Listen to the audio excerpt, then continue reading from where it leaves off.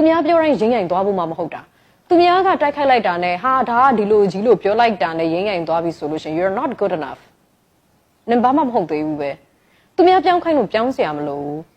အကူမဟုတ်တာမကောင်းတာလုပ်နေလူတက်နေတယ်လူလိမ့်နေတယ်ဟုတ်တယ်မလားဟိုတနိုင်ကြော်နေရဆိုလို့ရှင်တော့တမျိုးပေါ့နော်သူများကနေဟဲ့မကောင်းနေတာမလုပ်ရလို့ပြောရဆိုလို့ရှင်တော့ that's fair ဒါပေမဲ့ကိုလုံးနေတဲ့အလုပ်ကဘသူကိုမှတိခိုက်တာမဟုတ်ဘူးကိုဒီကောင်းရောင်းကောင်းဝင်တမအာစီဝါကိုလောက်ကင်နေတာဖြစ်တယ်အဲနောက်ပြီးတော့ကို့မှာ definition ရှိတယ် passion ရှိတယ်နောက်တစ်ခုကကြတော့ဟိုဘသူ့ဟိုမှာစော်ကားပုတ်ခတ်နှောင်ပြောင်းတိုက်ခိုက်တရောမလာလိုဝန်တိုဖြစ်နေတာမဟုတ်ဘူးဆိုရင်သူများကိုဂုံချောတိုက်ခိုက်နေတာမဟုတ်ဘူးဆိုရင် just stand your own ground ကို့အလုပ်ကိုဆက်လုပ်ပဲကိုကတမအာစီဝါကြကြနဲ့အလုပ်လုပ်နေတယ်ဆိုရင်ဘသူ့ဟိုမှာလိမ့်လဲလီစဲဟိုခြုနှက်ပြီးတော့လှုပ်ရှားနေတာမဟုတ်ဘူးဆိုလို့ရှိရင်